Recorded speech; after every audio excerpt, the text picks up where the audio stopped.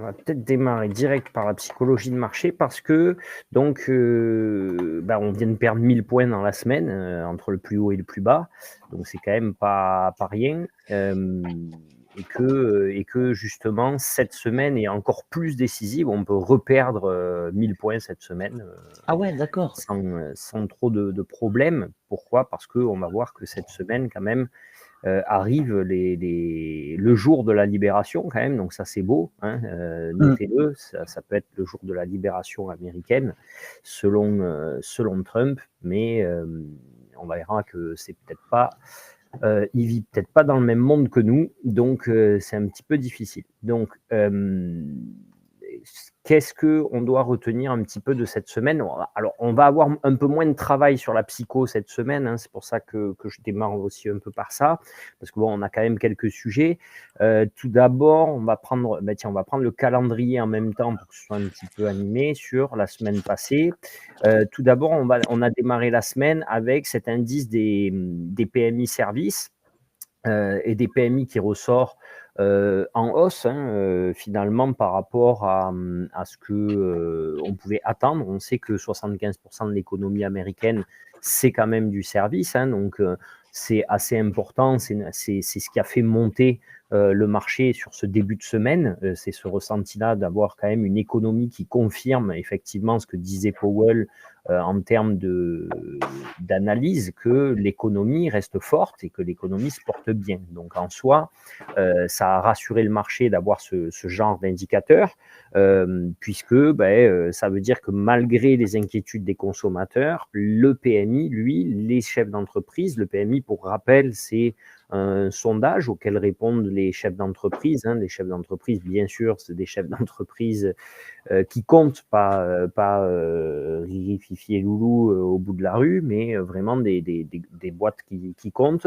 Et donc, ces entreprises-là, selon leurs sentiments, on va classer, on va mettre un indice sur leurs sentiments, leurs ressentis. Plus le sentiment est élevé, positif, plus on va s'éloigner de 50, on va être au-dessus de 50. Plus le sentiment est négatif, plus on va être en dessous de 50. Donc lorsqu'on est à 50, on est plutôt neutre. On voit que justement sur ces dernières semaines, on s'était plutôt approché d'un sentiment neutre, alors qu'on avait tendance depuis le Covid à être sur des 55, 59. Et là, on a à nouveau une tendance haussière où on revient vers les 55, puisqu'on est à 54,3.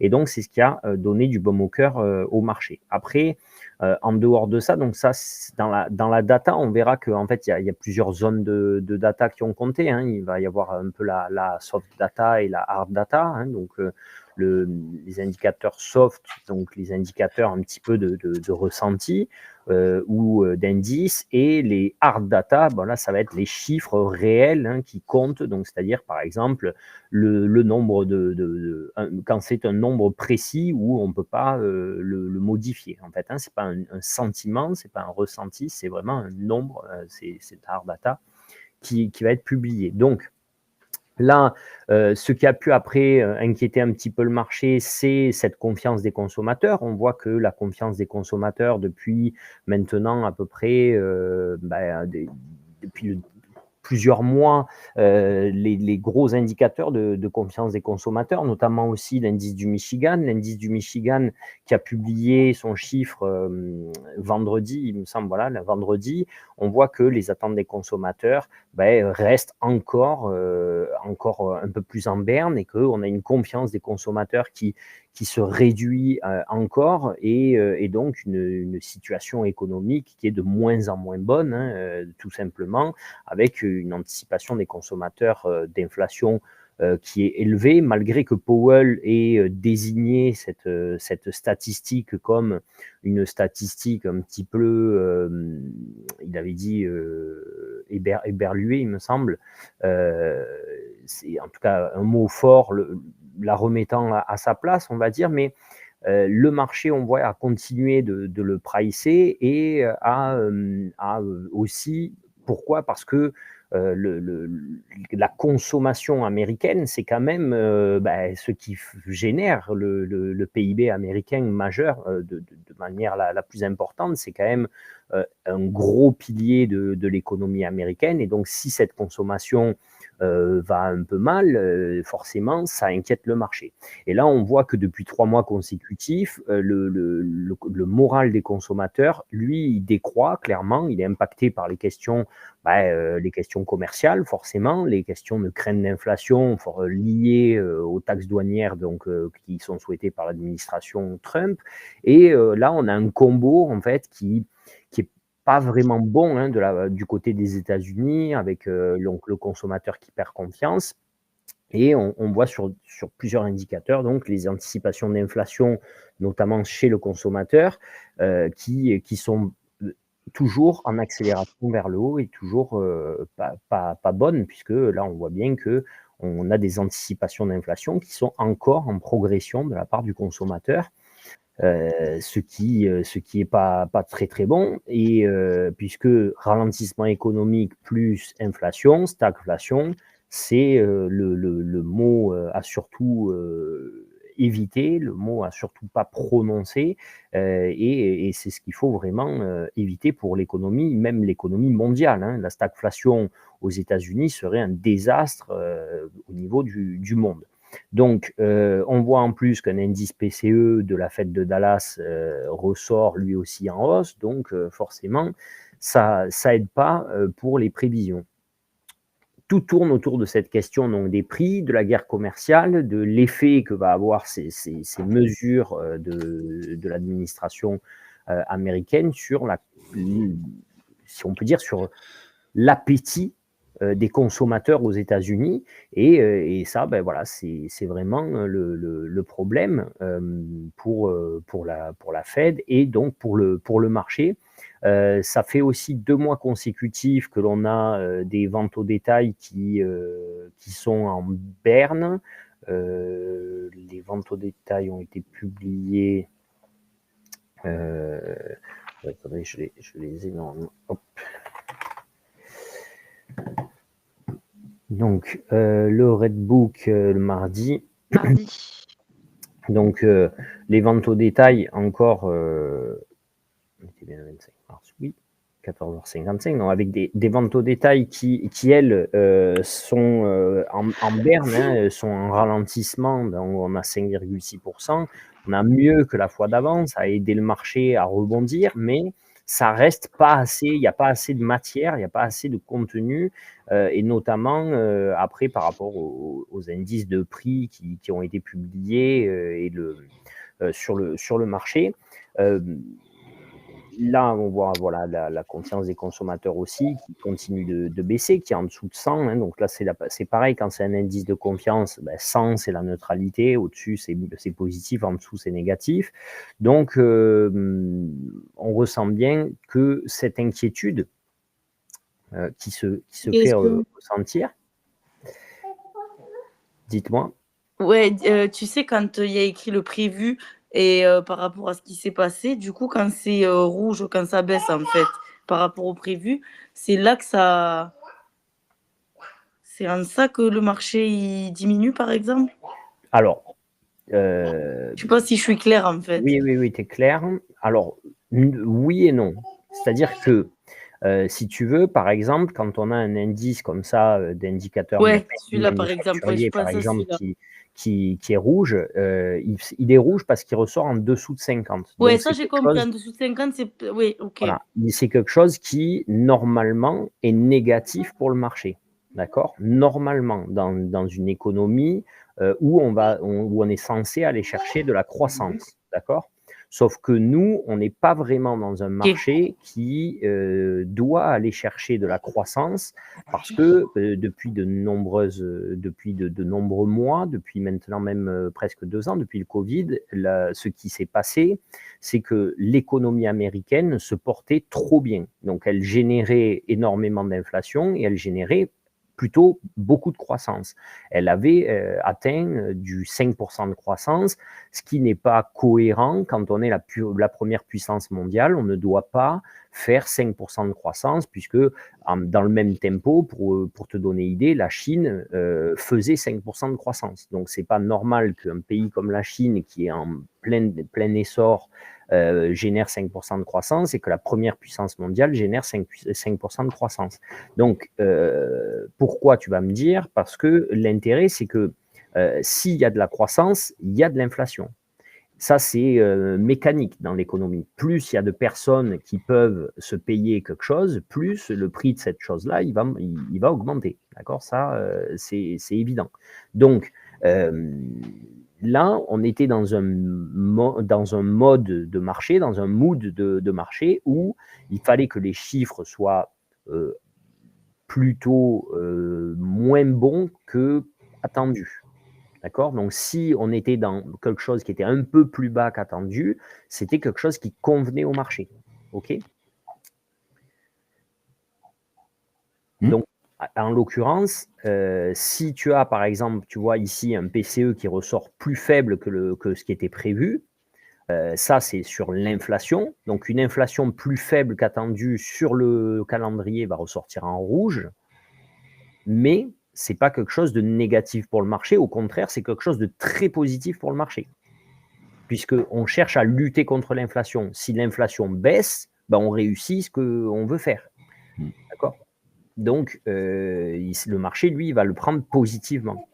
Mais le calendrier économique te le montre de manière négative parce que, normalement, dans un contexte économique où on est sur une croissance classique, ben, l'inflation doit rester dans les attentes. Elle ne doit pas fluctuer à la baisse. Sinon, ça veut dire que par ricochet, normalement, on va avoir moins de croissance. OK. Mieux, ouais. Ouais. Du coup, en fait, quand ça baisse, c'est quand même bien parce que ça veut dire que l'inflation, elle. Actuellement, c'est pour ça qu'il faut travailler la psychologie du marché et le contexte dans lequel on évolue. D'accord? Contexte dans lequel on évolue, c'est qu'il y a beaucoup d'inflation et cette inflation, on cherche à la ralentir. En Amérique comme en Europe, hein, d'ailleurs. Pour ralentir cette inflation, qu'est-ce qu'on fait? On va monter les taux directeurs, les taux d'emprunt à la banque. Et donc, si pour finir ton jardin chez toi dans ta construction, tu dois faire un crédit conso et que le crédit conso il est à 8% au lieu de 3%, eh ben, tu as moins envie de finir le jardin. Tu le finiras plus tard. Et donc, si tu consommes moins, eh ben, les prix vont descendre pour t'attirer. OK. Voilà. Si par contre l'argent est facile à produire et donc tu vas l'emprunter pour pas cher, eh ben, tu auras plus envie de faire des travaux, d'acheter une nouvelle télé, d'acheter du nouvel équipement parce que tu vas pouvoir t'endetter pour pas cher. OK. D'accord? Et donc plus tu vas consommer, plus tu vas contribuer à l'inflation. Et oui. Voilà. Donc eux, ce qu'ils cherchent à faire, c'est ralentir ça.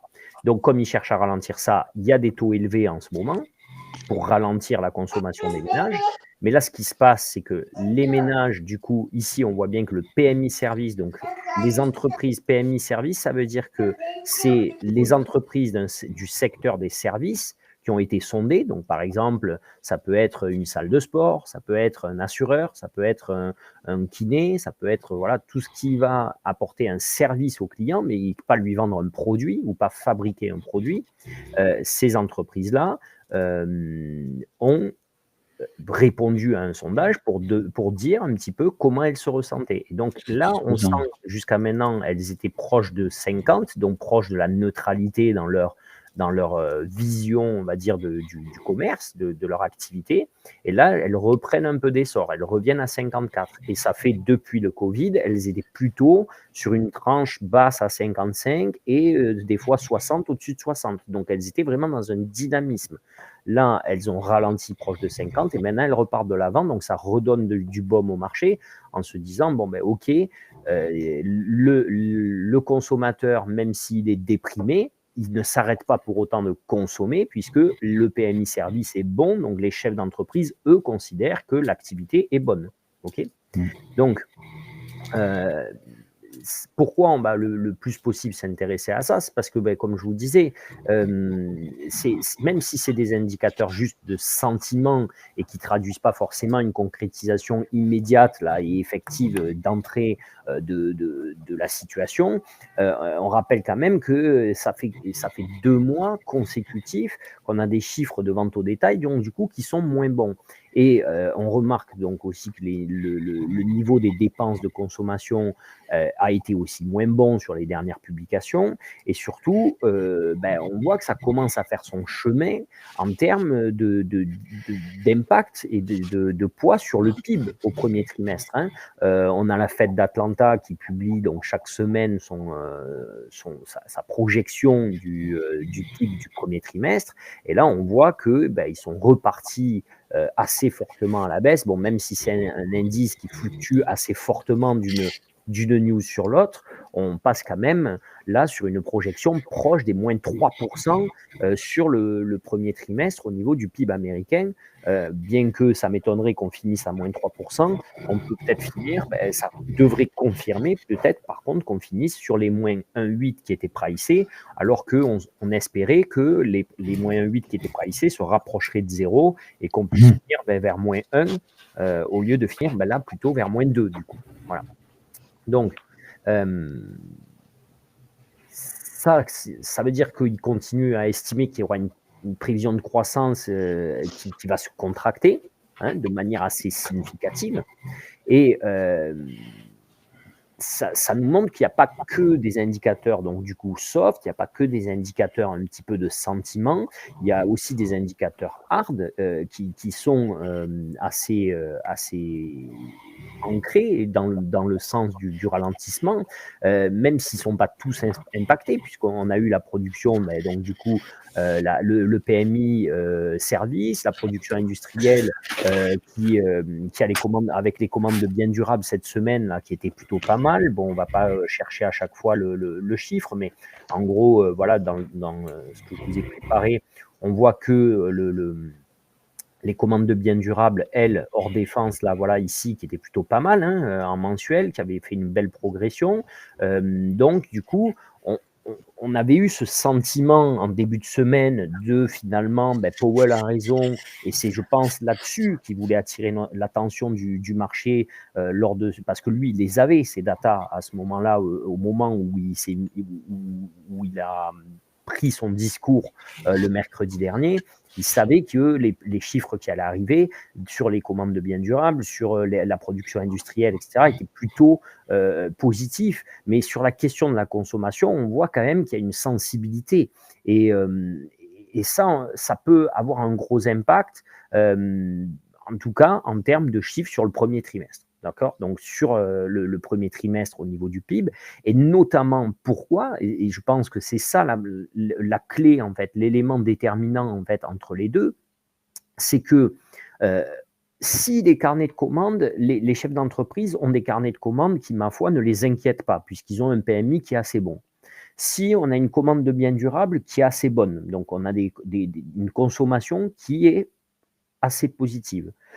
Si on a du coup des chiffres hard data qui sont assez maintiennent une économie solide, d'accord, même si c'est pas une économie on cherchait à la ralentir, donc si elle ralentit, tant mieux, donc mais juste elle montre qu'elle est solide. Si on a ça, mais qu'à contrario, on a une inquiétude, une angoisse du marché et des consommateurs sur le marché, mais que ça ne se traduit pas forcément en concret dans des chiffres sur hard data, c'est tout simplement aussi, et ce PIB qui s'écarte de manière de plus en plus forte au niveau de la contraction qui doit apparaître, c'est parce qu'il y a quand même un gros déséquilibre dans la balance commerciale. Et donc, le déséquilibre dans cette balance commerciale, il est complètement accentué. Il est un petit peu, depuis 2 mois, il est un petit peu désuet aussi. Il est exagéré. Hein. Et pourquoi il est exagéré ? Parce que comme on craint les annonces de Trump et la mise en place de ces tarifs douaniers un jour ou l'autre, hein, donc là, normalement, le 2 avril, le jour de la libération, si ça devait vraiment avoir lieu, en tout cas, il y a une anticipation de la part des sociétés qui inverse la balance commerciale et crée un énorme déséquilibre dans cette balance commerciale. C'est-à-dire que là, tout ce qui est importateur, imaginez, vous êtes un revendeur de produits chinois et vous êtes, ou même de voitures canadiennes, ou enfin peu importe, vous êtes un revendeur de produits que vous exportez, que vous faites rentrer sur le sol américain. Potentiellement, d'ici quelques semaines, vous allez, ou d'ici maintenant quelques jours, puisque le 2 avril, vous allez prendre 25% d'augmentation de taxes de droits de douane. Donc, vous allez avoir 25% de taxes de droits de douane qui vont s'appliquer le 2 avril. Qu'est-ce que vous faites? Vous essayez absolument de vous maintenir votre stock tel qu'il est, et si vous avez pour habitude de commander 100 produits par semaine, ben vous continuez à en commander 100. Ou comme ça fait déjà 2 mois que vous savez qu'il y a une date butoir ou un jour ou l'autre des taxes douanières qui vont rentrer, vous accélérez votre stock et vous montez peut-être à 200, 300, 400, 500 de commandes par semaine, en vous disant, ben, au moins, je les aurai, et cela, je les aurais eu sans la taxe. Arnaud, il avait fait ça pour le champagne et le truc en Amérique. Voilà. Donc, si on a forcément des taxes qui sont appliquées au 2 avril, ben là, comme c'est le cas, et que chaque fois que Trump, quelque part, durcit ses propos, ben chaque fois, si on est chef d'entreprise et qu'on est un petit peu malin, nous aussi, on durcit, on accélère, on appuie un petit peu sur le bouton commander, parce que ben, on veut les faire rentrer avant l'application des droits de douane. Et donc ça crée un déséquilibre massif dans la balance commerciale, puisque d'un seul coup, qu'est-ce qui se passe sur le PIB? On a un PIB où on va avoir une énorme entrée de produits sur le sol, mais en face, ben, toujours la même consommation. En fait, ils font rentrer un an en un mois. Voilà, ben, obligé, parce que on serait fou. 25%, on ne parle pas de 2,5%, on parle de 25%. Donc forcément que le chiffre du PIB, il souffre de ça, c'est obligatoire. D'accord? Comment on veut produire le produit intérieur brut, il va forcément être généré par rapport à ce qui a été commandé. Et donc, si on a beaucoup commandé, c'est beaucoup plus dur de l'inverser que si on a commandé comme d'habitude. D'accord?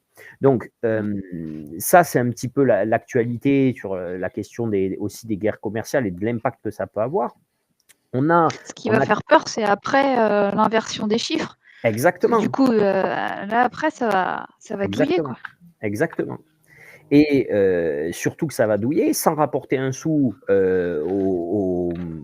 quelque part au peuple américain, enfin à l'État américain, puisque d'un seul coup, il n'y aura plus de commandes, donc il n'y aura plus il y aura plus de droits de douane enregistrés, mais on aura toujours la quantité pour être vendu, puisqu'on les a commandés en amont. Et donc ça, qu'est-ce que ça a tendance à faire? Ça a tendance à générer de l'inflation. C'est ça qui fait peur.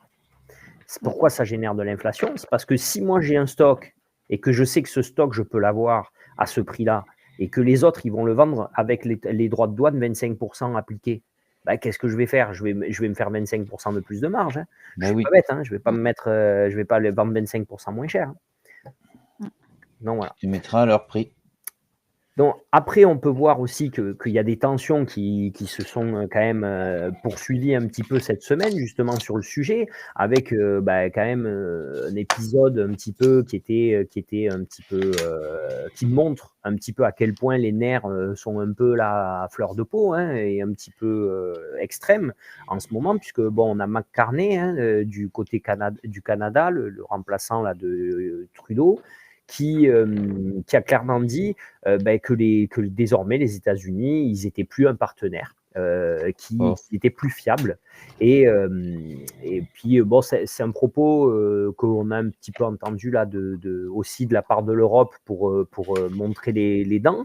Mais voilà, il a clairement dit, il a dit la relation ancienne que nous avions avec les États-Unis, à la fois sur l'aspect commercial, militaire et autres sécuritaire, eh bien, cette relation est terminée. Donc voilà. Lui qui voulait annexer il s'y prend mal. Donc il montre bien là que voilà qu'il y a une escalade un petit peu dans les propos. C'est des propos qui sont assez violents parce que historiquement le Canada et les États-Unis ont toujours été très liés et on pouvait avoir un petit peu une crainte aussi quel allait être le retour de Trump face à ça. Et je ne sais pas si vous vous souvenez, en live, je vous ai dit, il y a une news là qui a dû tomber, il y a eu un gros flot entrant de liquidités à la hausse d'un seul coup. Et en fait, c'était un tweet de Trump, un tweet de Trump qui était finalement assez conciliant. Puisqu'il s'est dit ouvert à la discussion avec le Canada. Alors bon, est-ce que c'est une fois de plus Trump, qui fait du Trump. C'est toujours un peu difficile de savoir qu'est-ce qui va vraiment sortir de là-dedans. En tout cas, là, le fait que Carney il ait montré un petit peu les crocs, il a adopté une position quand même qui soit vraiment agressive dans les propos, on voit que ça a permis d'adoucir un petit peu en face les propos de Trump. Donc, on sait, in fine, on sait qu'il y aura forcément des négociations qui seront mises en place. Ça, c'est une évidence avec tout le monde. Ça, c'est évident. Le problème avec Trump, c'est qu'on ne sait pas si ça va être le 2 avril ou si ça va être le 2 mai. Et donc, ou si ça va être même le 2 juin. Et donc, le danger, c'est que pendant ce temps-là, qu'est-ce qui se passe ? Qu'est-ce qui se passe au niveau de l'économie ? Et qu'est-ce qui se passe aussi au niveau de la dégradation du sentiment avec ces pays-là ? Et qu'est-ce que ces pays-là peuvent mettre en place de manière, de manière un petit peu, on l'a vu, les États-Unis, le Canada qui s'est déjà rapproché des Européens, et s'ils se mettent en symbiose en même temps ensemble, qu'est-ce qu'ils peuvent mettre en place ? Et lui, peut-être une fois, quand il voudra réouvrir la porte des négociations, est-ce que vraiment ces pays ils trouveront un intérêt à vouloir quelque part reprendre une collaboration qui soit historique, où ils se diront on a une vision maintenant qui peut être changeante, qui peut être différente, et pourquoi pas rester sur les nouveaux projets que l'on a. Donc, est-ce que avant quelque part qu'il y ait ces négociations, il y aura une escalade de la je te mets des taxes, tu me mets des taxes, on est toujours dans ce questionnement-là, ou est-ce que on commence à arriver un petit peu à la phase où l'administration américaine elle réfléchit sur la question des taxes et que on va avoir des propos peut-être un peu plus sensés. Aujourd'hui, Donald Trump a par exemple dit au Wall Street Journal qu'il commençait il a dit I'm pissed off. Pissed off, ça veut dire je suis gonflé, j'en ai un peu plein les couilles, quoi. Je suis gonflé de Vladimir Poutine parce qu'il ne signe pas. Et donc voilà, peut-être ça peut lui faire changer ses positions. Il n'aura aucun mal à changer ses positions. C'est pas quelqu'un qui va se tracasser de dire j'ai dit que et maintenant je fais l'inverse. Il y a aucun mal, il sera droit dans ses bases. S'il doit dire maintenant je parle plus à Poutine et je veux soutenir Zelensky, il le fera, il n'y a aucun problème. Donc voilà. On peut avoir donc ces statistiques-là, donc, et notamment surtout le 2 avril, cette mise en place des droits de douane, qui va être la principale information à voir venir, parce que le 2 avril, là, c'est cette semaine, c'est dans la semaine qui arrive, c'est mercredi. Donc mercredi, on saura un petit peu quels seront les communiqués. En tout cas, on saura la majeure partie des nouvelles conditions commerciales, en quelque sorte des nouveaux taux d'imposition qui vont être mis en place entre les partenaires commerciaux et les États-Unis, si on peut toujours appeler ça des partenaires commerciaux pour l'administration américaine. C'est ce qu'on verra d'ici le 2 avril. Donc on voit que ça va être une semaine très stressante, avec beaucoup de volatilité. La volatilité est déjà montée vendredi. On l'a senti d'un seul coup qu'il y avait une tension en volatilité qui avait grimpé par rapport à lundi, mardi, mercredi, où on était un petit peu plus dans un rythme, on était revenu dans un rythme de croisière. Ça faisait même une quinzaine de jours qu'on était un petit peu revenu dans ce rythme de croisière. Forcément, la volatilité, elle n'est pas montée seulement à cause de la confiance des consommateurs. Et ça, on s'en doute. Et donc, s'il y avait ce questionnement sur les négociations ou sur les taxes douanières, et surtout l'indice PCE. Le PCE, donc pour rappel, c'est l'inflation américaine, l'inflation sous-jacente aux États-Unis. L'inflation corps PCE, c'est la mesure la plus surveillée par la Fed dans sa prise de décision sur l'ajustement des taux. Donc forcément, ça compte beaucoup plus que même la publication CPI ou autre. Donc, on n'a pas vraiment eu de chance, pas de chance pour la Fed. Qu'est-ce qui sort de ce PCE? C'est un PCE en léger rebond, même si on n'est pas sur des grosses tendances de rebond. En tout cas, ce qu'il y a, c'est qu'on peut voir que le PCE, ça fait maintenant 10 mois, si on regarde, regardez, ici, ça va faire 10 mois consécutifs. Vous voyez ici, là, depuis le 21 janvier 2024, même plus que 10 mois, 21 janvier 2024, ça fait donc 14 mois consécutifs qu'il se situe entre 3 et 2,6. Donc, ça fait 14 mois consécutifs, là, qu'on a atteint, souvenez que les propos de certains membres du FOMC, c'était qu'on avait cette inflation qui était sur une zone collante, une inflation qui était collante, et là on voit bien qu'on est dans une forme quelque peu de range de la part de l'inflation, et cette espèce de plateau comme ça, qui est plus proche de la zone des 3% que des 2%, et finalement c'est le 2% qui est visé par la Fed.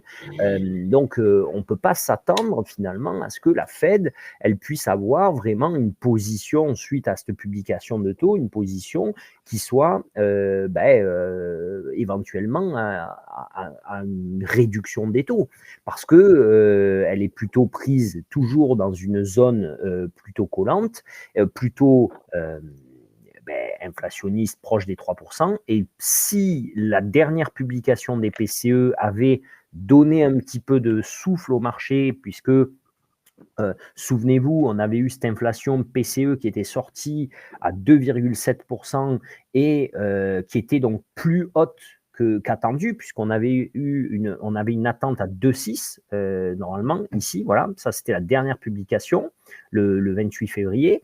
On avait eu un 2,6 qui était attendu, et on avait eu donc un 2,7 qui était sorti.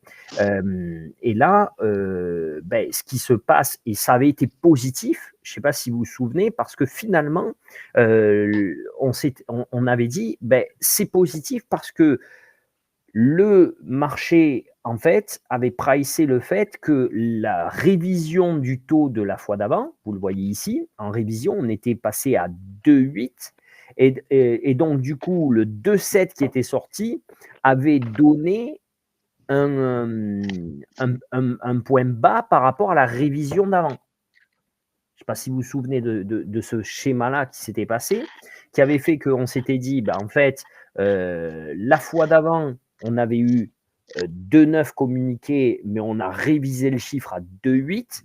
Et là, on attendait 2,6, mais on a eu 2,7. Mais comme 2,7, c'était plus bas que 2,8 et que finalement, l'inflation que l'on avait eue le mois d'avant était plus forte moins forte que ce qui avait été attendu, le marché, lui, l'avait bien interprété en se disant, mais quelque part, on va dans le sens, puisque même si on a une augmentation par rapport à ce qui était attendu, on a une baisse par rapport à la fois d'avant.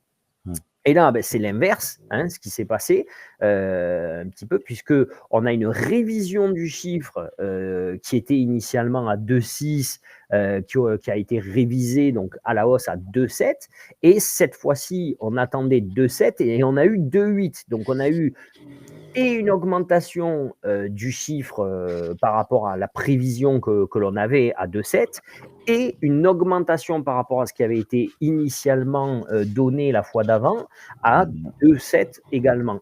Donc là, ce qui fait que c'est ça qui a un petit peu mis un coup de massue sur la tête du marché, parce que ça veut dire qu'en fait, on a et une augmentation de 0,1 par rapport à cette publication-là, et une augmentation de 0,1 par rapport à la publication d'avant que l'on n'avait pas pricé et que l'on avait pricé à l'inverse, considérant que c'était positif d'avoir une baisse. Donc, en fait, on n'avait pas eu une baisse, mais on avait eu un flat par rapport à la fois d'avant. Donc, c'est vraiment pas positif pour la Fed. La Fed, sauf si elle commence vraiment à avoir des signaux de marché plus inquiétants, mais ce n'est pas le cas au niveau notamment justement des PMI, des ventes au détail, de la consommation, de la hard data. Si elle n'a pas ces mauvais chiffres au niveau de la hard data, pour l'instant, elle n'a pas de mauvais signaux.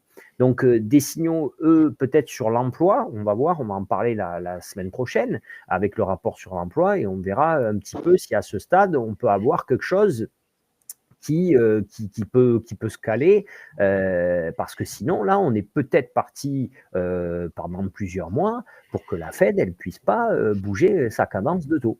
Et si on n'a pas du tout de mouvement de la part de la Fed et qu'on connaît en même temps la semaine prochaine les montants des taxes douanières, souvenez-vous, on sait que Powell, il a dit que la Fed elle avait besoin de ces informations-là et qu'elle allait prendre le temps parce qu'elle considère qu'elle a le temps, donc elle va prendre le temps de voir les effets, de voir les premiers effets de ces taxes commerciales pour savoir comment ajuster sa politique monétaire. Venu additionner en cerise sur le gâteau à tout ça, on a Moody's, l'agence de notation. Ça, je ne sais pas si vous vous souvenez, il y a quelques années, c'était à la mode les agences de notation. Maintenant, les médias n'en parlent plus, mais voilà, chaque fois qu'on émet de la dette, on a une note au niveau de la dette que l'on émet, selon l'état de santé du pays. Bon, bien sûr qu'ils n'ont pas parlé d'une dégradation de la note américaine, ça c'est clair, ça aurait été dramatique, le marché aurait perdu bien plus que 1000 points, mais ils notent en tout cas que depuis la dernière revue, depuis la dernière fois que Moody's a eu à noter la dette américaine, ils considèrent qu'il y a eu une dégradation des perspectives et donc une dégradation de la gestion, de la solidité de l'État américain et de la dette américaine. Donc ça, forcément, ça a mis un petit supplément, une petite couche de stress supplémentaire un peu à la perception des investisseurs là, par rapport au marché et au niveau des marchés, qui d'ailleurs sont peut-être tout simplement, si on peut dire, un peu chers par rapport à la période. Et ça, on l'avait vu, souvenez-vous, en premier lieu, lors de la première réunion que l'on a faite de travail des cartes de l'année, puisque on avait vu que les multiples étaient très élevés sur les indices, et donc quelque part c'est ce qui donne aussi le temps à la Fed de voir venir, voilà. Donc on va avoir pour la semaine, je ne sais pas s'il y a des questions, n'hésitez pas du coup. C'est bien que tu aies pu poser la question, Cécile, parce que c'est quelque chose, il ne faut pas vous fier juste quand vous regardez le calendrier. Alors déjà, quand vous regardez le calendrier, c'est pour ça que je vous l'ai demandé avant, moi je le regarde très peu finalement pendant ma journée de trading. Pourquoi ? Parce que, si vous voulez, si le marché monte, j'ai bien compris quelle était la statistique. Si le marché baisse, j'ai bien compris aussi quelle était la statistique. Par contre, vous voyez, quand on était au moment de la publication du PCE vendredi, bon, il n'y avait que Joachim et Michel, mais Michel, il va pouvoir vous dire, j'ai dit, je ne comprends pas trop pourquoi le marché baisse. Je considérais qu'il devait monter le marché. Ah, l'annonce. Sur la publication. Et pourquoi ? Parce que j'avais la publication, mais je n'avais pas la révision de celle d'avant. Et donc, quand le marché, alors d'ailleurs, dès l'ouverture, le marché il est monté. Parce que dans l'interprétation générale, je pense que le flux, on va dire, du particulier a été aspiré comme ça. Et derrière, grosse bouffe. Et là, tu peux te bouffer des comptes. Si toi, tu restes dans ton influence de te dire non, le marché, il doit monter, moi j'ai raison, je sais analyser la stat et c'est comme ça que ça doit aller et ça ne doit pas aller dans l'autre sens, tu peux te bouffer des comptes à la foison juste parce que tu n'as pas voulu suivre la tendance et comprendre peut-être après, parfois plus tard, pourquoi le marché il n'est pas parti dans le sens que tu pensais. Voilà. Et si en même temps, tu passes 2 heures à chercher le pourquoi du comment il part dans tel sens, en fait, quand ça y est, tu as trouvé la news, tu reviens, mais ça y est, la baisse, elle est finie. Hein, parce que ça fait 2 heures voilà, ça fait 2 heures qu'ils avaient envie de baisser. Donc, nous, on n'est pas des leaders, on est des bons moutons, on est des bons ramasse-miettes, on se met là, on ramasse les miettes sur la table et ça nous va très bien. Et après, on cherche à comprendre qu'est-ce qu'ils avaient préparé de bon à manger et pourquoi on a pu, du coup, picorer. Donc, lundi 31, on va avoir comme news 15h45, donc forcément le PMI de Chicago.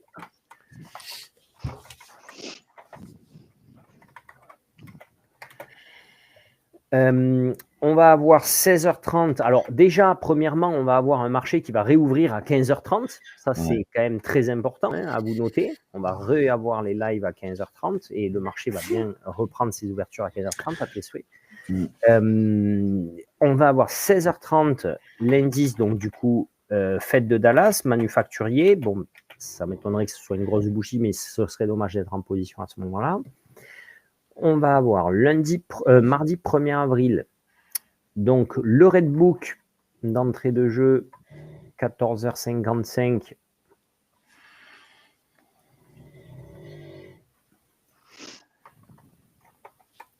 Le Redbook des ventes au détail. Hein, vous l'aurez compris qu'il y a un intérêt à le regarder. Alors ça, c'est pas une bougie faramineuse, hein, mais ça, voilà, ça dilue, ça donne un petit peu une tendance de ce que pense le marché. On va avoir Barkin à 15h, donc hors marché, parfait pour nous. Ça, c'est quand même mieux, hein, s'il parle hors marché, un membre du FOMC. Ah oui, tu m'avais demandé un truc la dernière fois, c'était que j'ai dit j'en parlerai justement.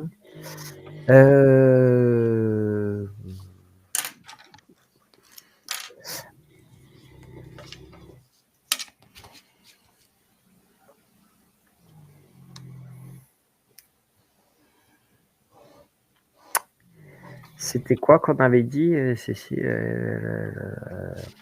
Ah ben oui, voilà. Ben tiens, bon, sans que ce soit Michel et Mélina qui répondent toujours, parce que les pauvres, on dirait qu'il y a 2 élèves dans la classe.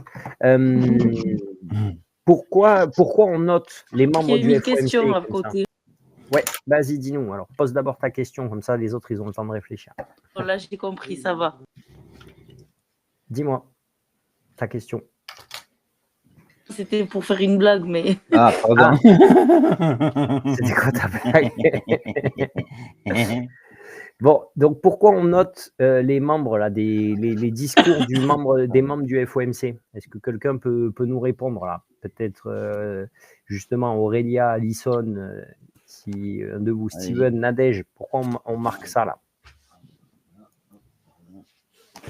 Vous pouvez prendre le micro ou écrire comme vous voulez. Je vous laisse le temps d'écrire si vous voulez. Pourquoi on marque, c'est-à-dire parce que c'est des gens qui pèsent et qui peuvent faire bouger faire bouger le marché. Ouais, pourquoi ils pèsent? Ça veut dire quoi? Qu'est-ce qu'ils font, ces acteurs-là? C'est des membres importants. Ah, qu'est-ce qu'ils font exactement? Buzzer. Qu'est-ce qu'ils font qui est décisif pour nous?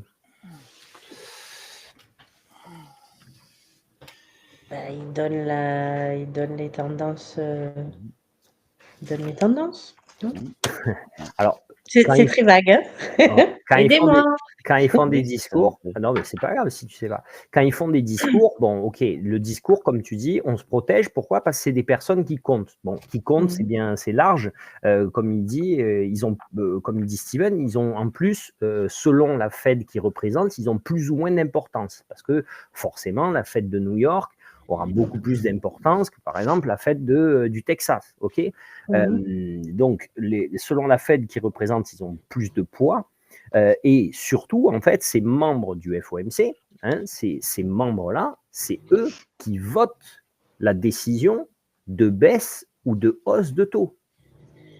Quand ils se réunissent le mercredi où nous, on dit, ça y est, ils vont publier la décision du taux, c'est collégial. Ils ont tous voté. Ils ont tous émis un avis sur, à leur sens, où devrait être placé le taux. Et donc, ce taux, eux, ils le placent comment? Ils ne le placent pas forcément par rapport comme ça, allez, tiens, aujourd'hui, on mettrait le doigt mouillé, allez, on va aller à 3,25. Non, ce qu'ils regardent, c'est que dans chaque Fed indépendante, de manière indépendante, puisque les États-Unis, c'est des États, ils vont regarder voilà, comment se passe l'économie, donc les mêmes statistiques que celles que l'on a au niveau des États-Unis, mais eux, pour leur État.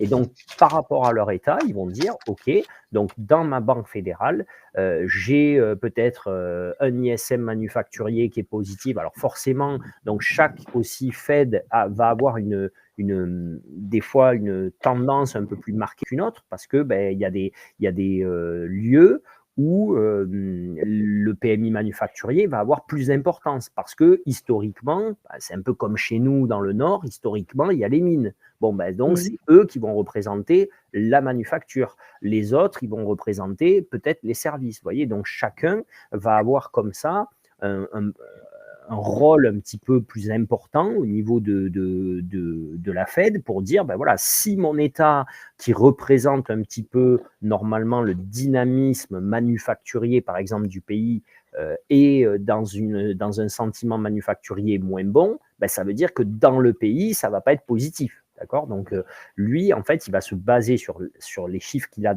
de sa propre Fed pour décider vers où devraient être mis les taux pour relancer ou pour ralentir la machine dans son état.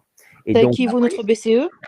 Ça équivaut, oui, exactement. Ça équivaut à notre BCE.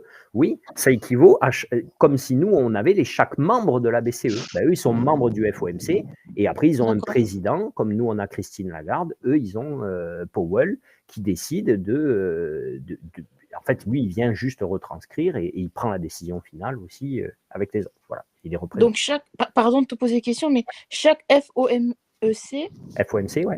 achète son argent à un certain coût différent par rapport à... chaque État achète un... Non. Je ne sais pas si je suis claire, un peu comme chez nous avec la BCE.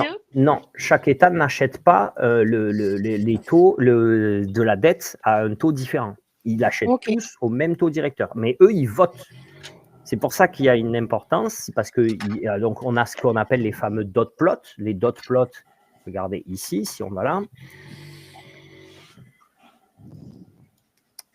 Ici, si je fais le chart ici, vous voyez, ça, c'est les fameux points sur lesquels on devrait être d'ici les années à venir. Vous voyez, 2026, 2027, etc. Donc là, c'est la projection des taux que l'on a par membre de la Fed. Et chaque point représente un membre du FOMC.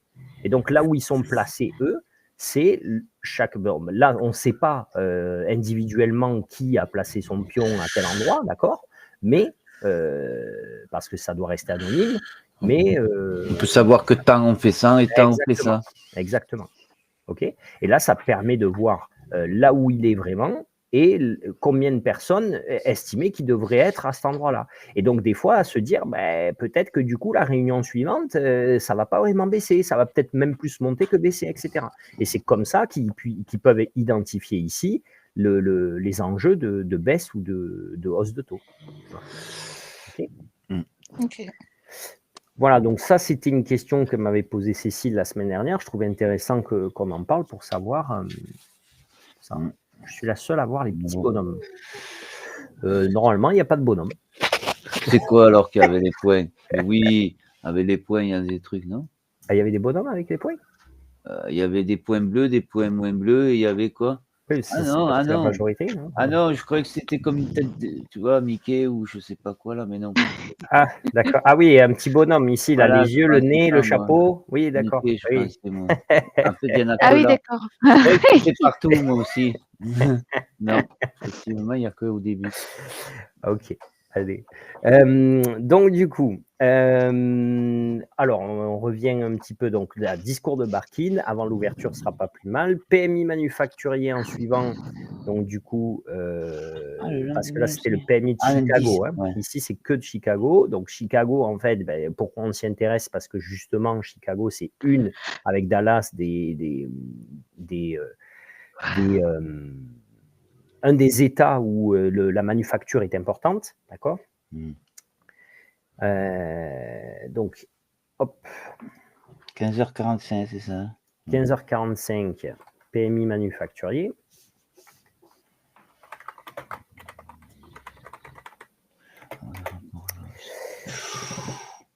Alors, 16h, ISM manufacturier sur l'emploi, donc l'emploi manufacturier, ISM nouvelle commande, ISM PMI manufacturier, ISM manufacturier des prix payés, et surtout, le plus gros, c'est ça, c'est le rapport Jolts. Donc là, c'est le plus important de tous. Hein, ça, marquez-vous le en rouge. Là, la bougie va être énorme. Donc là, il ne faudra pas se louper, il ne faudra pas tomber dans le panneau. Celle-ci, il ne faut pas vouloir la tenter. Elle va faire des dégâts et elle va dicter la journée de trading. Ok, donc là, on va mettre rapport Jolst. Et en plus, donc PMI, ISM.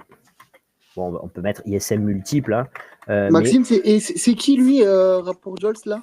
Alors, le rapport Jolst, c'est un rapport qui est publié, donc c'est une entreprise indépendante, hein, c'est une entreprise des nouvelles offres d'emploi.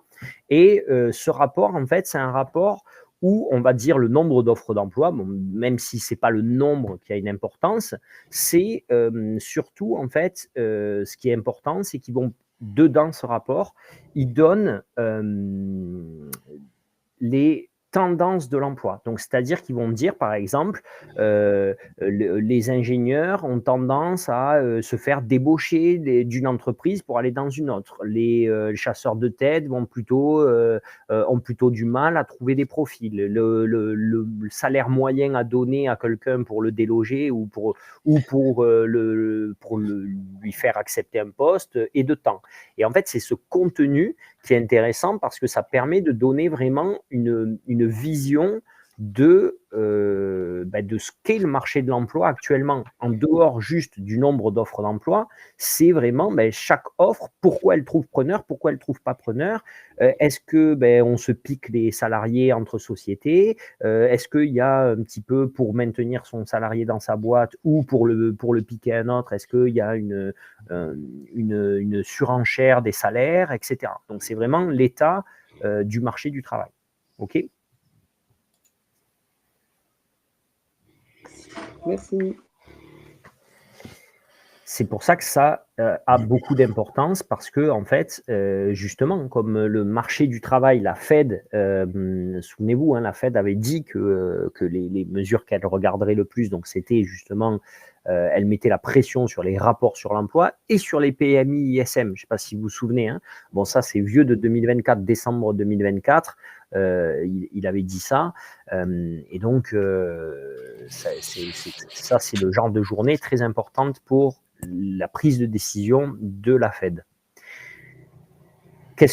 À quoi on peut s'attendre si on doit être transparent? C'est qu'on ne doit pas s'attendre à avoir des bonnes nouvelles. On doit plutôt s'attendre à avoir des nouvelles qui vont confirmer la tendance qui ne va pas en faveur de la Fed et donc nous amener encore à la cave.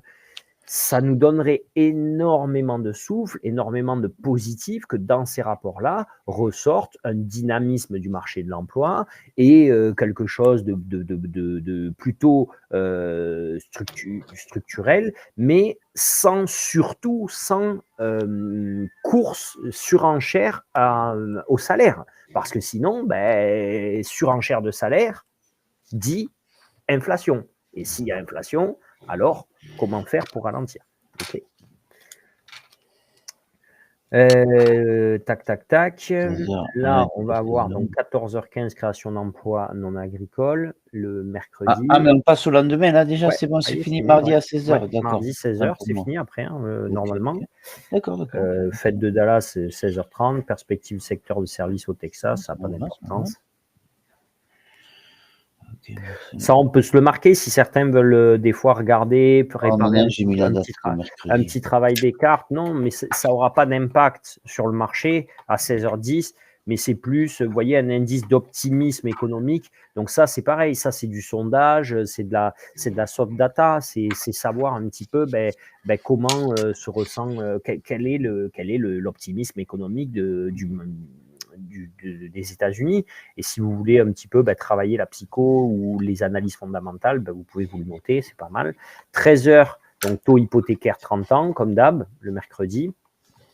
Toujours pareil, ça c'est la même chose, hein, c'est dans la même dynamique, c'est plutôt dans une dynamique de veille de marché que de réelles bougies, parce que là il n'y aura pas de grosses bougies et ça ne donne pas une tendance non plus de marché. Donc création d'emplois non agricoles, pareil, c'est plus dans l'analyse, 14h15.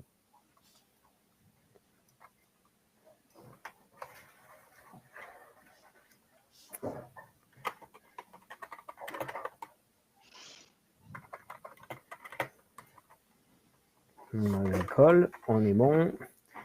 Après, commande de biens durables, pareil, 16h, commande de biens durables. Moi, je vais me le marquer toujours pareil, là, on est dans l'analyse, hein, on est dans la soft data. Enfin, là, on est dans de l'hard, mais on est dans de l'analyse. 16h, tac, tac, tac, 16h30, c'est bon. Là, c'est tout ce qui est stock. Ça, on sera bon. 22h30, discours de Kugler. 22h30, discours de Kugler. Et voilà. Ce sera bon pour mercredi. Donc, on n'a pas grand-chose, hein, mercredi, à se mettre sous la dent. Jeudi, 14h30, c'est le retour à 14h30 donc des publications du chômage. On a en plus, ici, vous voyez la suppression d'emploi Challenger. Donc là, c'est à 13h30. Donc, c'est un peu la même chose. Je pense que ça, c'est lié au licenciement parce que ce qui se passe, c'est qu'ils ont peur en fait, ce que fait Musk dans l'administration, d'épurer comme ça, de vraiment vider l'administration et supprimer un maximum de postes. Ce qui se passe, c'est qu'ils ont un peu peur sur les marchés, que ça donne envie à des entreprises d'écrémer aussi de manière assez forte et de profiter du système un petit peu pour licencier eux aussi sur certains postes. Donc, c'est la crainte qu'ils ont. C'est pour ça que maintenant, ils surveillent un peu les suppressions d'emplois. 15h45, on va avoir le PMI service. Donc là, pareil, hein, assez important. Pourquoi? Parce qu'on l'a dit tout à l'heure, l'économie américaine, c'est 75% du service. Donc, quand on a le PMI service qui sort, beaucoup plus intéressant que le PMI manufacturier. Et derrière, on va avoir tous les ISM de service, hein, donc tous les ISM non manufacturiers sur 16 heures, sur la bougie de 16 heures, qui vont avoir une énorme importance aussi, puisque c'est pareil, c'est une des mesures qui est très surveillée par la Fed.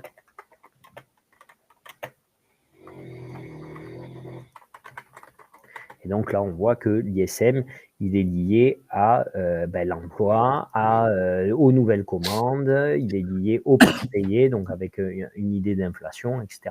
Donc là, on est pareil, dans de la soft data, on est dans de la réponse à des questionnaires. Hein. Un indice de sentiment économique et pas un indice de data pure. 18h30, on va avoir donc Jefferson.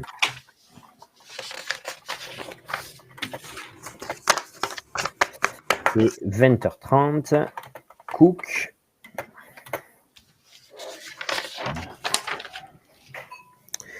Avant d'arriver vendredi, donc avec une belle semaine de l'emploi, hein, on peut l'appeler comme ça, la semaine de l'emploi, avec donc 14h30 le salaire moyen. Donc, toujours pareil, pourquoi le salaire moyen est important? Parce que qui dit hausse du salaire moyen dit potentiellement Hausse de la inflation, consommation. hausse de la consommation et donc par ricochet inflation. Hein. Souvenez-vous, ça en avait fait rire certains, mais l'exemple que je donnais, c'est que souvent, qui n'a jamais eu une prime de 100 balles, par exemple, et puis quand tu achètes quelque chose, tu te dis, bon allez, ça, je le paye avec la prime. Et puis après, tu as un autre truc à acheter et tu te dis, bon, ça aussi, je vais le prendre avec la prime. En fait, la prime, elle te sert à acheter 3 trucs. Donc, toi, tu n'as eu qu'une fois 100 €, mais tu as dépensé 300. Donc, C'est pas faux. ça, on l'a tous fait dans notre tête. On se dit, ah, ça va, j'ai eu une prime. Mais bon, tu l'as dépensé dans trois achats différents. Donc, on va avoir donc la création d'emplois dans le secteur non agricole aussi. Vous savez, certains, ils font ça aussi avec les comptes Eval quand ils ont eu un payout.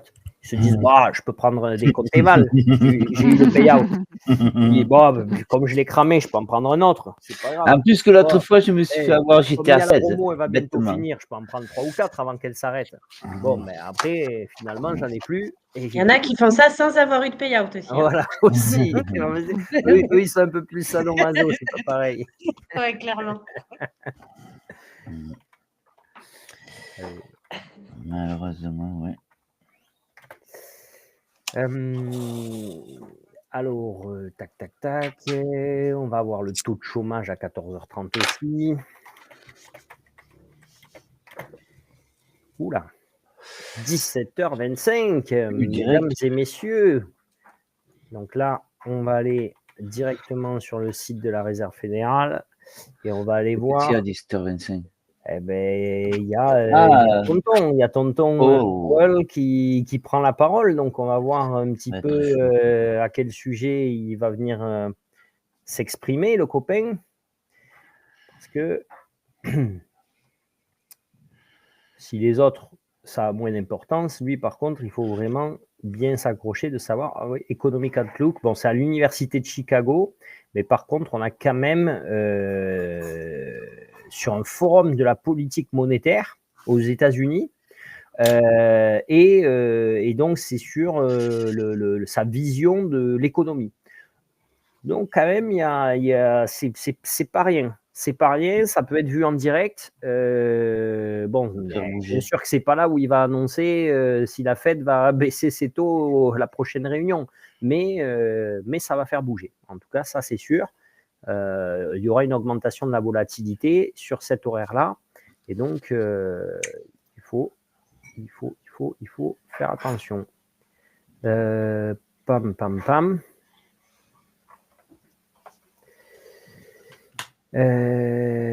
Tchac. Ah oui, c'est là, c'est pour ça que je cherchais comment revenir. Donc, 17h25. Ça dure demi-heure, hein? Ouais, 17h25, discours Powell. Ça, on verra. En plus, c'est le vendredi. Donc, moi, je vous dirais même que idéalement, il faut avoir fini sa journée avant, ou sinon ne plus toucher et partir en week-end. Discours de Waller à 18h45 et après ce sera bon, on n'aura que les positions nettes spéculatives. Voilà pour les news de la semaine à venir. Et si c'est tout bon pour vous, on peut basculer un petit peu sur le graphe. Dites-moi s'il y en a qui sont OK. Moi, ça va. C'est bon, ouais. Allez, donc, qu'est-ce qu'on peut aller chercher cette semaine?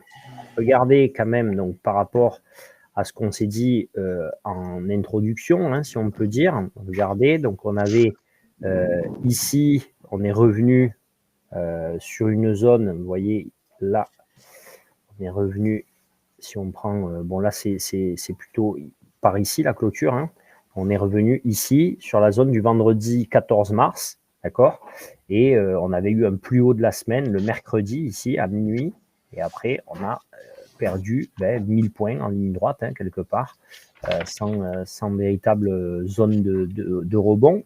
Les zones clés quand même ont bien fonctionné, puisque nous on s'était dit que on aurait, alors on avait dit quand même, pour montrer que c'était pas trop mal, soit on va chercher 20 500, ben ça c'est ce qu'on avait fait déjà le mercredi. Donc on avait dit que au moment de la publication, le vendredi, on pourrait être vers les... Ah ouais, là, je suis en lumière, c'est pour ça.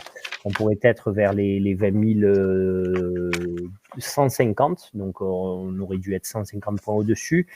C'était le jeudi, ce qui nous avait plombé un petit peu, c'était justement les interventions de Trump notamment. Et on avait dit, soit on va chercher 19 006, mais attention, troisième passage, direction 19 000. Donc, on voit bien que justement, vous voyez là, dans la bougie, plus bas de la semaine précédente, c'était 19 006. Là, on va pas bien le voir, mais c'est assez intéressant si on le met peut-être plutôt en 5 minutes.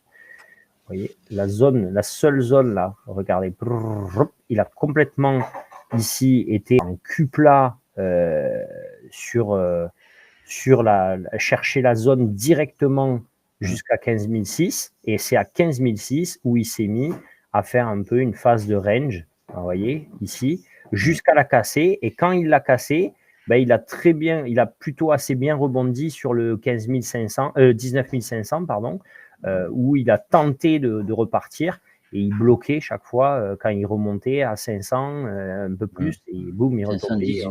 Il a travaillé cette zone là pendant un moment. Là, c'est en 5 minutes, c'est pour ça qu'on ne le voit pas bien. Mais il a quand même travaillé, regardez ici. Là, c'est encore plus évident, je trouve. Ici, on voit bien qu'il a, il a dégringolé complètement jusqu'à 15 006. Et là, on voit bien que les premières bougies bleues, on les voit à 15 006 pile. Donc, ça a bien marché quand même. Parce que là, on n'avait que des bougies rouges, sauf ces deux-là. Et ici, on a eu les premières bougies bleues d'affilée. Et c'était après qu'il ait touché pile 15 006. Vous voyez, 590. Et là, pouf, il a rebondi. Donc, c'est quand même bien. Et pareil, à 500 ici, regardez, 498. Là, il fait 488. Et là, pouf, il rebondit ici assez bien. Après, de toute façon, il faisait des vagues un petit peu. Il essayait, hein. Et puis au bout d'un moment, il n'a pas réussi, il est retombé. Donc voilà. Donc du coup, qu'est-ce qu'on peut se dire pour la semaine qui arrive? Tout simplement, à mon avis, soit il y a un retournement de veste, et donc ce serait quand même dommage pour les Américains, parce que j'ai presque un peu le pincement au cœur pour eux, de se dire qu'ils pourraient louper le jour de la libération, comme ça, si proche du 2 avril. Et vous imaginez si le 31 mars ou le 1er avril, à la veille de leur libération, ils se retrouvent enfermés dans une solution sans taxe douanière qui permettrait du coup au marché de rebondir, ce qui m'étonnerait quand même assez fortement. Je pense que lundi, mardi, on va tout simplement avoir aucune news qui nous permet de rebondir. C'est des news plutôt hard data, mais assez légères. Ah non, mardi, c'est le rapport Jols. Ah, alors ça, je vais le mettre en gras.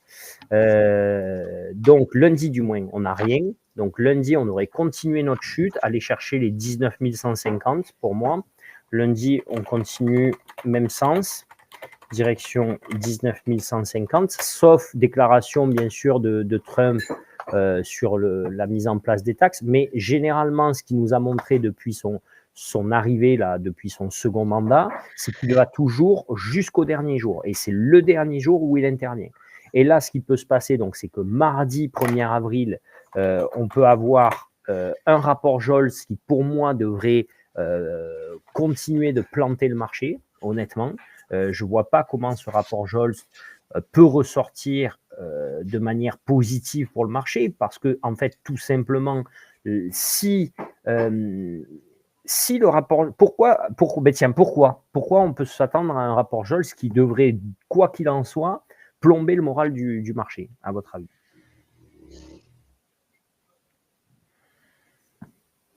Pourquoi le rapport Jols devrait... J'avais plus Internet. J'ai checké, hein, j'ai regardé, mais non, j'ai toujours Internet.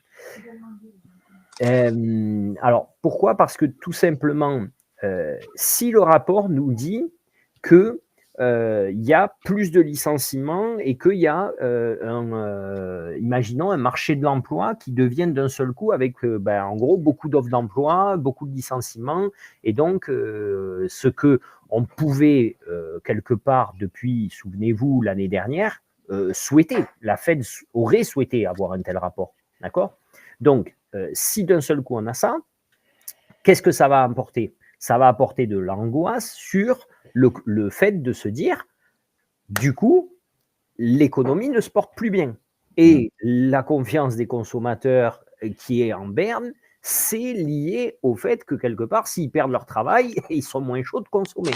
Jusqu'à là, on n'a rien inventé. Si, par contre, on a un rapport Jols qui dit c'est fabuleux, le marché du travail se porte bien, on est là, on se fait la guerre pour recruter le dernier ingénieur à la mode, sorti d'école, et on lui donne un salaire défiant toute concurrence, eh ben, ça ne va pas plaire non plus. Ça ne va pas plaire non plus, puisqu'on va se dire, mais du coup, il y a de l'inflation qui va arriver. Donc, en fait, pour moi, le rapport Jols, je ne vois pas comment il peut. Dans tous les cas, il devrait plomber le moral. Dans tous les cas.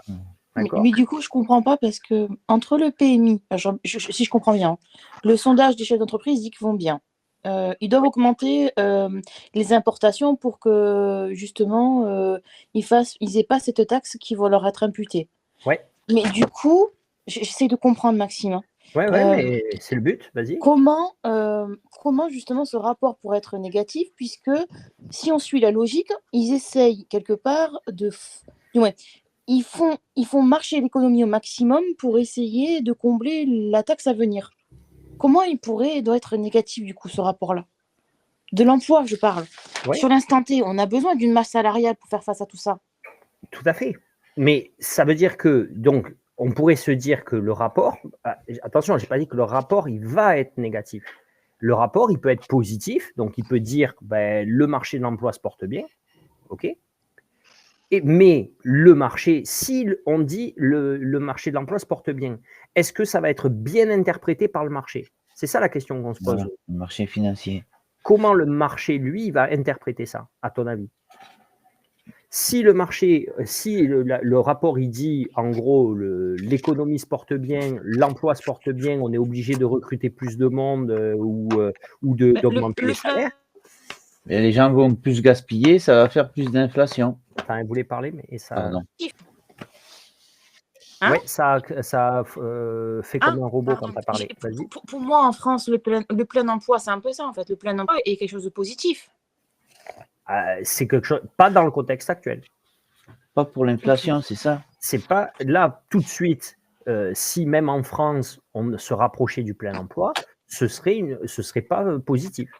Ce serait positif oui, parce que dans notre tête on se dit c'est génial, tout le monde a un travail. Mais si tout le monde a un travail, tout le monde peut consommer. Si tout le monde peut consommer, il y a de l'inflation. Et s'il y a de l'inflation, alors qu'on a déjà des taux directeurs à 3,5%. Comment on fait pour lutter contre l'inflation ? On les passe à 6. Oui, je comprends ça. Ok. Voilà. Good news is bad news, c'est ça comme la dernière fois. Voilà. Donc là, en fait, même si le rapport il dit, en gros, le marché de l'emploi se porte bien, le marché, il va dire, si le marché de l'emploi se porte bien, du coup, la Fed ne peut pas baisser ses taux. Parce que les gens vont avoir de l'argent pour consommer, pour continuer leur consommation, donc ça ne va pas favoriser la baisse de l'inflation, donc ça ne va pas favoriser la baisse de taux. Et comme nous, on a besoin que ça baisse, que les taux baissent, du coup, ils vont continuer leur chute. Et si à l'inverse, le marché de l'emploi devait ressortir moins bon qu'attendu, eh ben, ils devraient se dire là, à ce moment-là, génial, l'inflation va ralentir. Mais là, en fait, ce qu'ils vont se dire, c'est l'inflation va ralentir, mais en fait, les gens dépriment parce qu'ils perdent leur travail. Et s'ils dépriment parce qu'ils perdent leur travail, c'est qu'on va avoir une récession à venir. Ils vont anticiper la mauvaise news du mauvais chiffre économique. C'est pour ça que pour moi, le rapport Jols, je ne vois pas comment il peut faire rebondir le marché. Okay. Et je peux me tromper, mais à mon sens, les deux cas de figure, positif ou négatif sur le rapport, devraient plutôt mettre une bouffe au marché. Devraient le freiner, en fait, le calmer. Ok. Bien que le marché, des fois, il est surprenant. Il peut aussi se dire, si les gens, effectivement, le rapport Scholz confirme que les gens perdent leur emploi et donc ne sont pas dans une consommation et donc on rentre dans une récession, il pourrait se dire, la Fed n'aura pas le choix que de baisser les taux et partir à la hausse. Mais ce n'est pas vraiment la psychologie dans laquelle on est. Pourquoi? Parce que Powell nous a dit la semaine dernière, on a le temps. Vous voyez? Si Powell il avait dit, selon les prochains chiffres, on prendra des décisions, je ne vous dirais pas la même chose. Mais là, Powell, lui, il a dit, l'économie est solide, j'ai le temps. L'année dernière, il a pu patienter l'année. Et oui, et il a d'abord dit, je veux d'abord constater les effets des décisions avant de prendre des décisions. Et pas se fixer, pas se baser sur des ressentis, sur les soft data qui sont des data d'indices, en fait, de questions, mais pas des data de chiffres. Et donc, lui, exactement, lui, il a dit, je veux des faits. Et donc, c'est pour ça que là, le marché, si on n'a pas un bon rapport sur l'emploi, il ne va pas pouvoir se dire c'est un fait. Il va se dire, du coup, l'économie, elle n'est toujours pas dans le fait qui peut bousculer Powell, mais en même temps, les gens, on comprend pourquoi ils dépriment puisqu'ils perdent leur boulot. Donc, voilà. Donc, mardi, pour moi, si on est bien à 19 150 lundi soir, enfin mardi du moins au moment de la publication, on devrait aller chercher assez, alors très facilement les 19 000 et peut-être revenir dessus. Donc moi, je vais mettre 19 000 minimum et point bas, 18 800. Je pense qu'on peut, sur cette journée-là, perdre dans les 300 points. Regardez ici, pourquoi 18 800? C'est assez, pour moi, assez clair.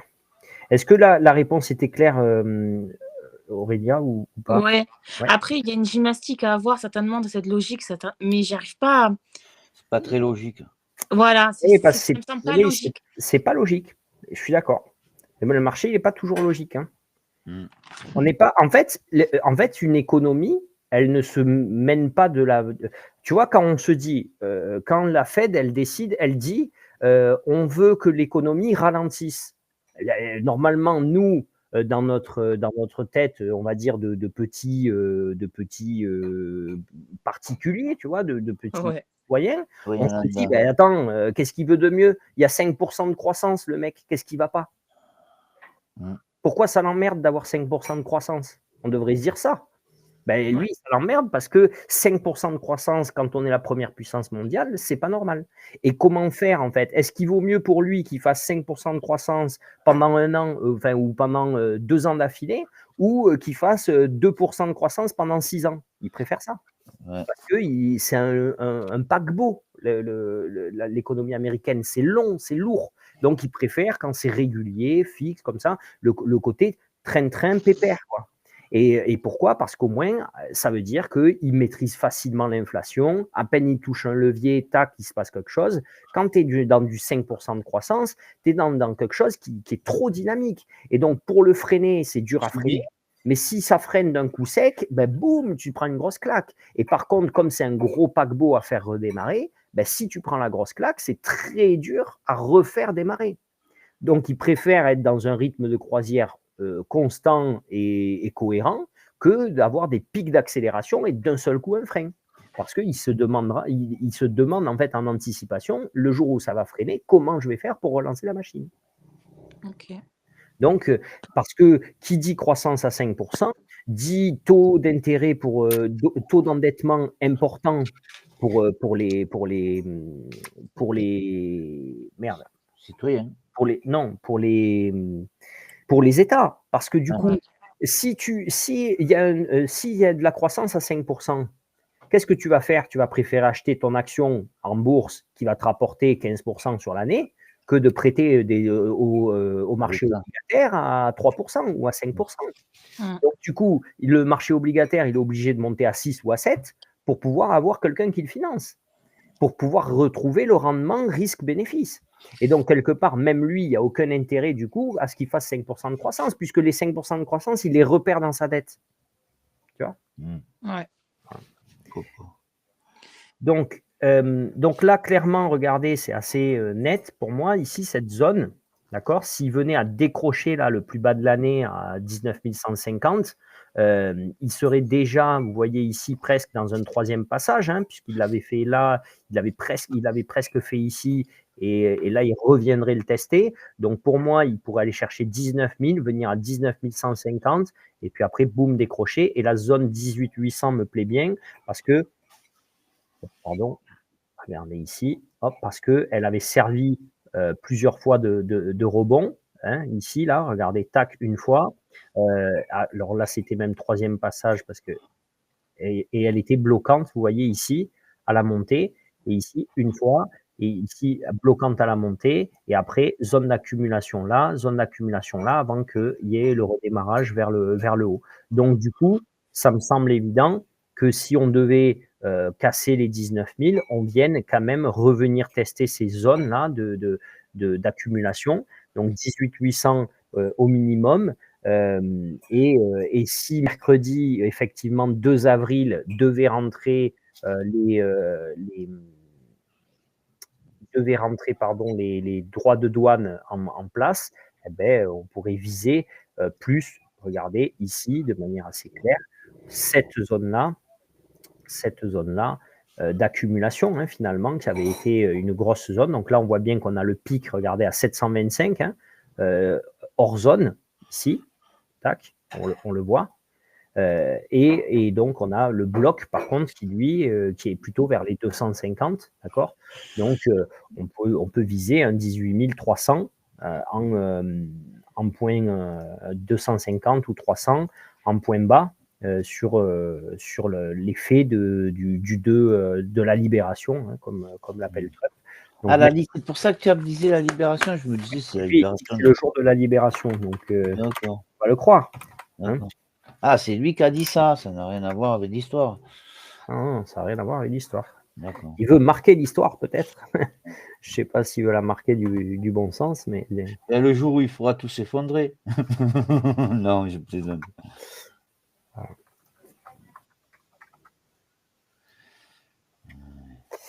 Et donc, jeudi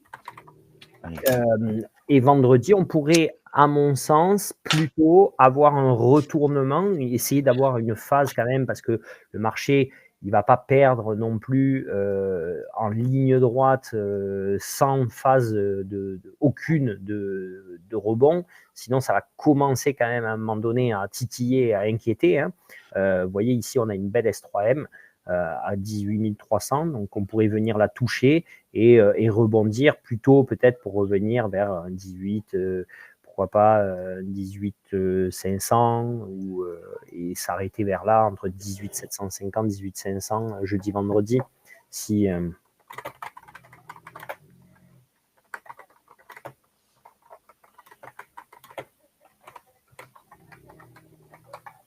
voilà, avec une phase un peu plus de range en fait, hein, tout simplement 18 autour de cette zone. Voilà. Ok. Ouais. 18,5. Ok, 18,8.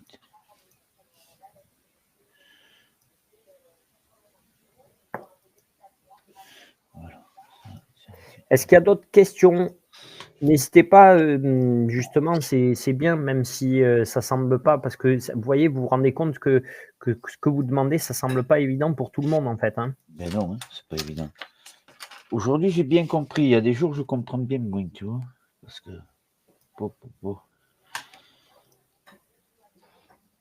On est bon, du coup? Tout le monde est OK? Ouais, c'est OK. Oui, c'est bon. Allez. Ouais. Merci. Alors, il va falloir faire un peu attention. Hein. Il y aura le retour de la volatilité qui nous avait fait tant mal, là, ces dernières semaines. Ouais. Souvenez-vous, on va conclure là-dessus. Et Michel, écris-toi-le. Ouais. Souvenez-vous, posez-vous la question, qu'est-ce que c'est trader? Ah, oui. C'est ne pas trader aussi. Voilà. Est-ce que trader, c'est forcément être en position? Non. On n'a pas toujours besoin d'être en position. Être là, voir le graphique, voir comment il réagit, c'est aussi trader. C'est pas Ce n'est pas que être en position. Et si vous devez ne pas avoir pris de position et être avec votre compte à la sortie, ça a quand même beaucoup plus de valeur que d'avoir pris des positions et de finir sans compte. Tout à fait. D'accord. Donc là, ça va être une semaine où normalement, quand même, la volatilité va être Il faut faire très attention. Allez. Donc voilà, écoutez, je vous dis bonne soirée à tous. Merci. À 15h30. Ouais. Et donc demain, ça recommence à 15h30. Petit message avant de fermer. J'attends toujours tes règles, Alison. Ouais, elles sont sur l'ordi du bureau, je te les envoie demain. Je les D'accord. ai pas encore imprimées parce que je veux les imprimer en couleur. Oui. J'ai mis du rouge. Super. Je les envoie demain. Voilà.